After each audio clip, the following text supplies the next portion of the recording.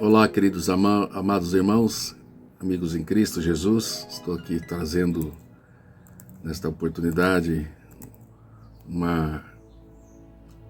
um vídeo, uma mensagem, mas, na verdade, um compartilhamento, vamos assim dizer, de uma oportunidade que Deus tem nos dado. Estou aqui ajeitando melhor aqui a câmera. Para ir fazendo uso da palavra de Deus, nós meditarmos um pouco sobre uma leitura.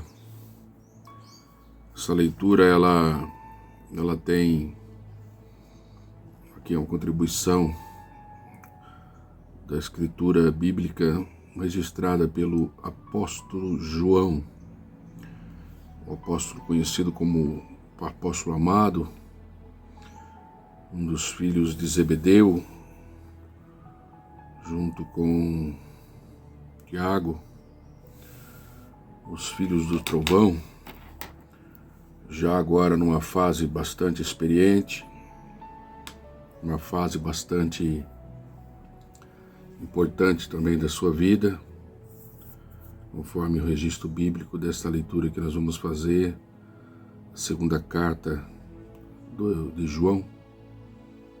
Nós vamos encontrar na parte introdutória desta carta o registro de que ela for escrita ali quando segundo a graça e misericórdia do Senhor, estava ali habitando em Éfeso, no momento que ele estava habitando em Éfeso. Queremos que você que está aqui chegando a ouvir essa mensagem conosco possa já ter tido a oportunidade de estar lendo, estudando com detalhes esta carta. Existem bíblias de estudo que colaboram para esse entendimento. Nós aqui, com base faço uso da leitura da Bíblia de Estudo Pentecostal, editada pela CPAD, uma matéria, um estudo, uma Bíblia que passo recomendação, dentre todas, que você possa ter uma Bíblia muito boa, que você possa adicionar aí na sua biblioteca. O autor desse livro, ele identifica-se como o ancião, título esse que ele, com muita honra, foi-lhe atribuído até por ele estar aí nas 2 décadas finais do século I, um dos últimos apóstolos que, com idade avançada e vivo, estava. Então, agora já com uma elevada autoridade espiritual da parte do Senhor concedida a ele, ele faz uso aqui da expressão nesta segunda carta, quando ele dirige a senhora eleita e aos seus filhos. Alguns atribuem que esta mensagem fora, na verdade, de forma figurada, expressando até a igreja local, onde ele mesmo era o pastor, e aos seus filhos como os membros, obviamente, da igreja. E quando ele faz menção na irmã a eleita, como uma congregação idêntica que pudesse também estar ali sendo alvo desta mensagem. Já vai existir outras pessoas que estarão interpretando como sendo endereçada literalmente sim a uma viúva, de destaque que João conhecia. Então, alguns terão uma interpretação de um jeito, um entendimento de um jeito, outros de outras pessoas. O fato é que, como as outras epístolas, que temos aí a primeira e a terceira, João, ele escreve possivelmente lá dessa região de Éfeso, nos fins das décadas de 80 ou até no começo da década de 90. O importante é que nós tenhamos a entender que João, ele escreve essa carta contra os falsos mestres, os evangelistas, os falsos profetas, que estavam ali perambulando pelas igrejas na região da Ásia, de Éfeso, onde ele estava. Entendemos que ele, como 1 João ser uma carta circular, na segunda carta e na terceira carta, que é conhecida também como as Epístolas de João, né? Ele alerta para que aqueles que ali, né, falsos mestres, tinham abandonado o ensino do Evangelho genuíno do Senhor Jesus Cristo e que estavam ali propagando falsos ensinos, né? Ele vê na necessidade, e pelo Espírito Santo de Deus, de estar direcionando essas cartas para que eles pudessem, em lê-la, eles, em recebendo essa, pudessem eles estar ali alertados a pontos importantes. Primeiro, a não recebê-los a esses falsos mestres, não dialogar com eles, nem auxiliá-los. Pois quando o ser humano, aquele que foi chamado por Deus, que já tem uma experiência com Deus, ele começa a dar ouvidos àqueles que já perderam a visão, eles são aí alvos, né, como um dia foi a entrada do pecado no mundo, dar ouvido para a serpente foi a causa de Eva ali e ao seu esposo ser ali depois banidos do lugar em que o Senhor tinha preparado para eles. Então, a destinatária dessa carta, né, a senhora eleita, seus filhos, não deveriam receber aí, nem dialogar e nem auxiliar os falsos profetas. E em fazendo isso, de não auxiliá-los, significaria estar ali colocando um basta àquela situação. Do contrário, quando eles fizessem isso, elas estariam ali contribuindo com a disseminação do erro, e participando ali da culpa daqueles que estavam agora com o título de obreiro, mas falsos, com o título de profeta, mas falando aquilo que é fruto do seu coração e não da verdade do Evangelho. Então, você lendo comigo, tenha aí o cuidado de estar trazendo aí em relevo o entendimento desta advertência, né, que também nós encontramos na primeira carta de João, você pode ler depois com profundidade. Vamos estar aí atentos a esses perigos desses falsos mestres. E um desses perigos fortes é que eles negavam a encarnação de Cristo e que se afastam da mensagem do Evangelho genuíno do Senhor. Nós vamos ver isso com mais destaque, pontuando-nos cada versículo. E João, ele, neste momento, desta hora que ele escreve essa carta, ele inicia, nós vamos ver aí, demonstrando a sua alegria em que aquela igreja, aquela senhora, aqui nessa apresentação, e os seus filhos estavam andando na verdade. E que ressalta que o verdadeiro amor cristão, né, deve ser aquele pautado na obediência aos mandamentos de Cristo e a sua vontade, né? E esse amor deve ser mútuo entre cada um dos irmãos. Deve estar aí latente a questão do discernimento em que cada cristão deve ter, de saber correto o que é a verdade, o que é mentira, o que é certo, o que é errado, entre o que é verdadeiro, o que é falso. E também estar aí alertas aí a não dar apoio a esses falsos mestres. Você deve fazer essa leitura e já ao mesmo tempo, numa aplicação para os dias de hoje, comparar e avaliar a sua vida, o quanto nós, né, eu a minha, você a sua aí, podemos estar, muitas vezes, né, alguns de forma consciente, outros distraídos, estar apoiando aí o erro. Então, que esta palavra da parte do Senhor, ela venha produzir em nosso coração realmente a real atitude que o Senhor, o Espírito Santo, deseja que tomemos. Pois receber amavelmente os falsos mestres é o mesmo que participar dos seus erros. Nós vamos ver isso lá no versículo 10 e 11 dessa carta. É uma carta pequena, uma carta breve, nós vamos ver aí, temos 13 versículos. Então, importante e rápida para que possamos nós, unidos nesta proposta, estarmos aí aprendendo, né, em poucos versículos, muita coisa que poderá nos ajudar a sairmos, quem sabe, numa situação de sofrendo consequências a respeito do devido de nós estarmos apoiando o erro, ao passarmos a trilhar agora o caminho das bênçãos, ou limpar os caminhos, né, desobstruir as vias, para que as bênçãos do Senhor verdadeiramente nos alcancem. O desejo do apóstolo Paulo, você vai ver no final que ele gostaria de estar ali em breve comunicando verdadeiramente com mais propriedade ou de boca a boca, falar-lhe mais detalhe, mostrando aí essa proximidade que na época João tinha desta igreja e que pudesse ele fisicamente estar ali a ministrar esta verdade. Leamos então a palavra do Senhor.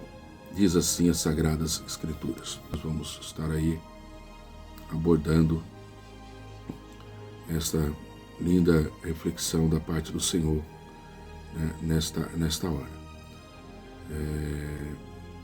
O ancião, a senhora eleita e a seus filhos, aos quais eu amo na verdade, e não somente eu, mas também todos os que têm conhecido a verdade. O amor da verdade está em nós, e para sempre estará conosco. A graça e a misericórdia, a paz da parte de Deus Pai e do Senhor Jesus Cristo, o Filho do Pai, sejam convosco na verdade e caridade. Paulo, a partir do versículo 4, declara o amor fraternal e fala sobre os falsos doutores. Ele expressa sua alegria dizendo: muito me alegro por achar que alguns dos teus filhos andam na verdade assim como temos recebido o mandamento do Pai.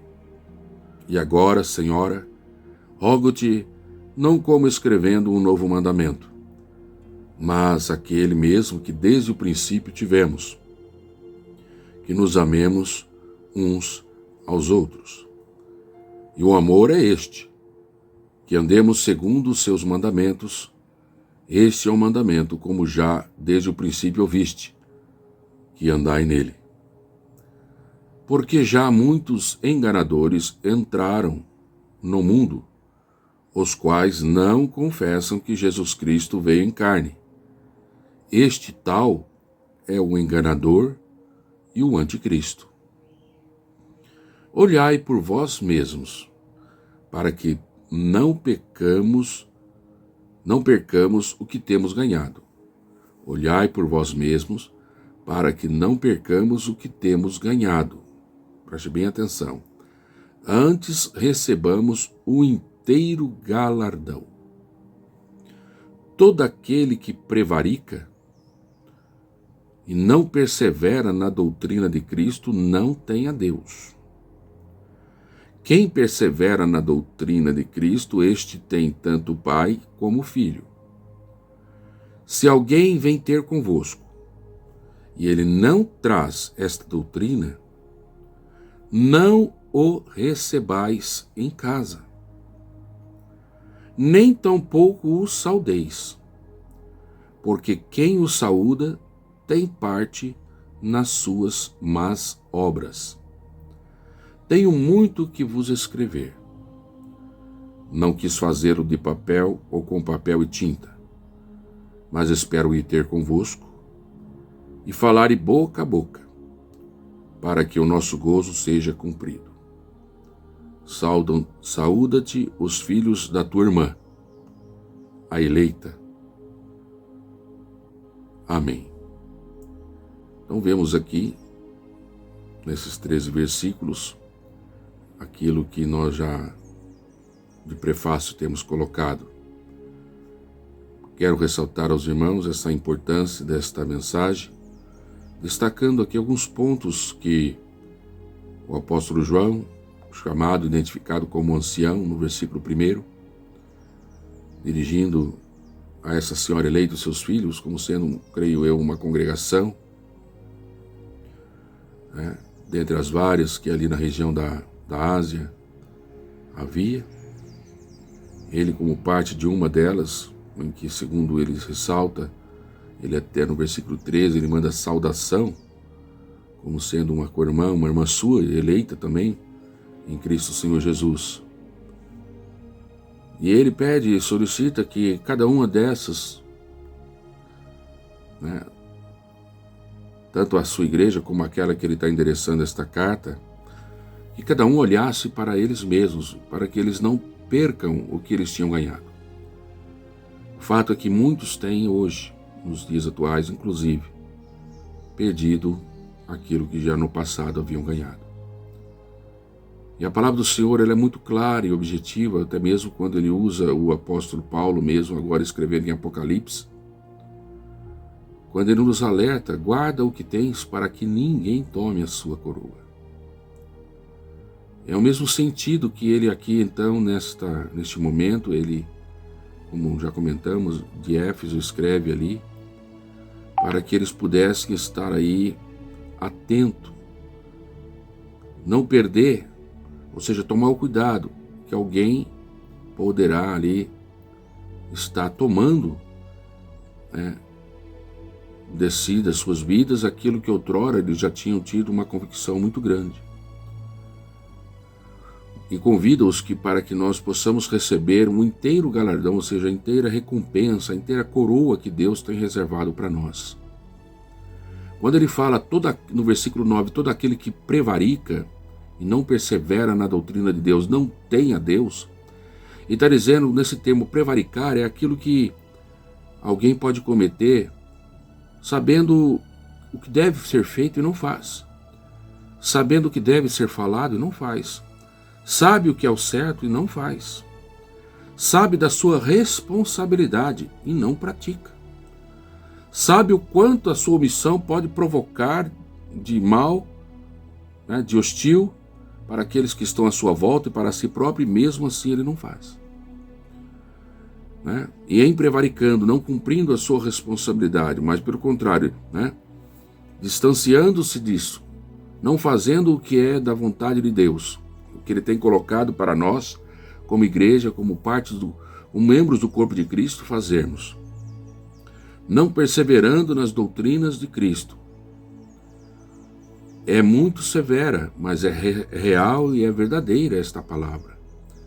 Não tem o Pai e não tem o Filho. E ele ainda alerta-nos quanto ao perigo iminente de nós estarmos totalmente voltados lá para o outro lado, daqueles que já estão lá do outro lado, estão querendo nos atrair para si. E que ele alerta no versículo de número 10, para que tenhamos discernimento.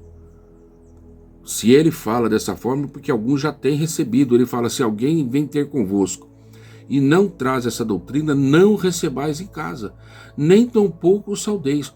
E quantos têm recebido dentro da sua casa, fisicamente, através, às vezes, também de forma online, hoje pelas mídias, pelos meios de comunicação, dada a facilidade da tecnológica, estão aí dentro das nossas casas, através de programas, através de mensagens, filmes e tantas coisas, trazendo ali a comunicação, e nós estamos ali, que não é aquela comunicação que não traz a verdade, a doutrina de Cristo. O Senhor fala que não é para receber em casa e nem tampouco saudar. Por que isso? Porque o Senhor sabe, do perigo contaminante em que, como um vírus, como uma bactéria contagiosa, só o fato de ter contato, muitas vezes a pessoa ela é atingida. Quem garante o nosso estado de autoimunidade constante, se não for aí a manutenção e a correta alimentação que possamos ter de vitaminas para nos proteger, para criar anticorpos. E esta, dentro do sentido espiritual, é a oração, é a manutenção da nossa vida com Deus, o estudo da palavra do Senhor constantemente. Mas independente disso, ou somado a isso, é importante que nós estejamos aí não aceitando isso dentro das nossas casas, dentro dos nossos lares, pois muitas vezes aquilo pode trazer ali uma contaminação, e essa contaminação pode ser epidêmica, e ali passando de um para o outro, e quando você se vê, você está aí precisando, quem sabe, de um aparelho respiratório, de um equipamento auxiliar para até mesmo continuar respirando. E no sentido espiritual a mesma coisa.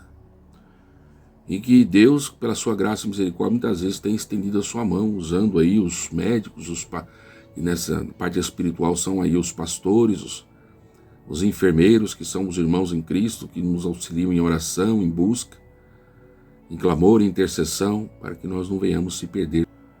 Então nós temos aí dentro desta palavra, a mensagem da parte de Deus, esse alerta, pois que esses têm os títulos de serem homens que estão propagando o bem, mas que não estão andando mais segundo os mandamentos do Senhor Jesus Cristo. São pessoas que o versículo 7 diz que já muitos enganadores entraram no mundo e já têm aberto mão, né, da fé e da confiança e da confissão na pessoa bendita de Jesus Cristo, trazendo ele como uma mitologia, como um ser que na verdade não existiu, nem em carne veio, como uma figura mitológica, folclórica, negando a fé e instigando as outras pessoas a isso. E é sutil essa atitude. Muitas vezes você pode, analisando os dias de hoje, pensar: eu não estou recebendo pessoas assim em casa, pastor, de forma alguma.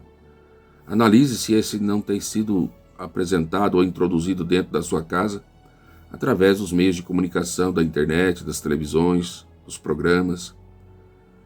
Por vezes, muitas vezes nos pegamos, irmãos, assistindo. Eu mesmo confesso.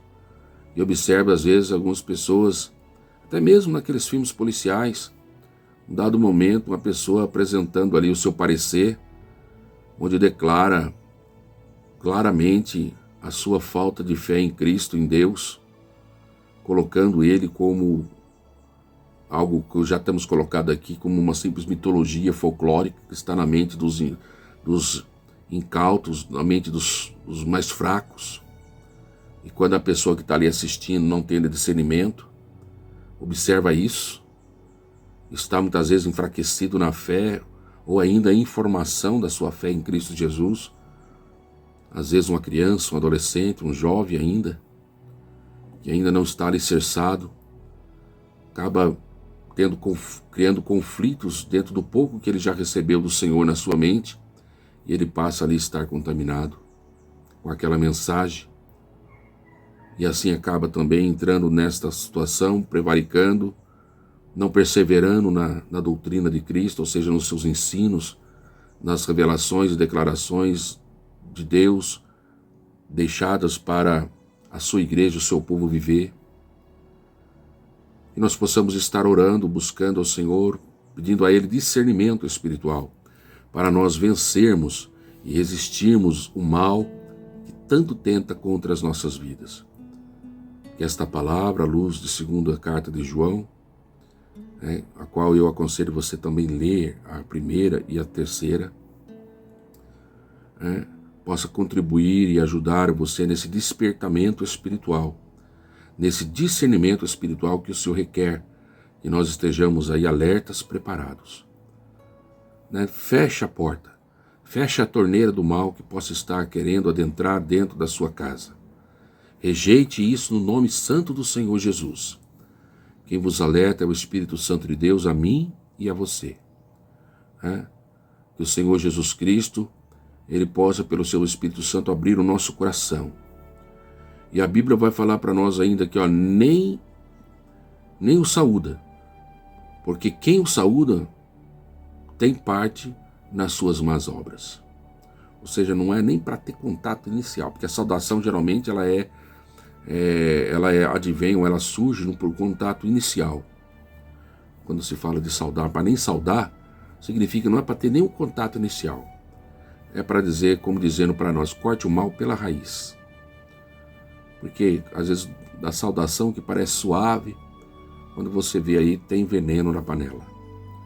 E somente a palavra de Deus, nós deveremos estar aí, estando preparados com a verdadeira vacina, com a verdadeira vacina para nos proteger contra este mal. E se assim, por algum motivo, quem sabe você já tem percebido, pastor, já é tarde, eu tenho visto isso acontecendo já, estou colhendo inclusive os resultados desta contaminação. que nesta hora você clame o sangue do Senhor Jesus Cristo. Você possa, que já reconhecendo que você está nessa situação, Senhor, perdoa os meus pecados, me dá força e graça. Que Teu Espírito Santo nos ajude, Senhor, a trilhar na luz do Teu Evangelho. Comece a orar com mais intensidade. Comece a ouvir mais a palavra de Deus. Comece a estudar mais a palavra de Deus. Já estudava, estude mais. Ore mais. A palavra do Senhor recomenda e orienta-nos à luz do texto que o Espírito Santo, ele me dirige agora, inclusive, a trazer para você uma passagem bastante conhecida daqueles que são leitores da palavra de Deus, que está na carta de Tiago, fica depois de Hebreus. Existe ali uma palavra que nos orienta a essa, dentro dessa situação que já tem aí se colocado, sobre a sua casa, a sua família. Comece a orar, comece a buscar a Deus, mas siga também esse conselho. Tiago 4 e versículo de número 7, que diz-nos assim: sujeitai-vos, pois, a Deus, resisti o diabo, e ele fugirá de vós. Então siga essa receita, ore, busque a Deus, leia a palavra e siga esse conselho da parte de Deus. Que Deus abençoe, receba aqui o meu abraço, o meu carinho. Eu desejo a vitória de Cristo, em Cristo Jesus, para a sua vida e para a sua família. E juntos nós somos mais fortes em Cristo Jesus. Que Deus abençoe. Até uma próxima reflexão.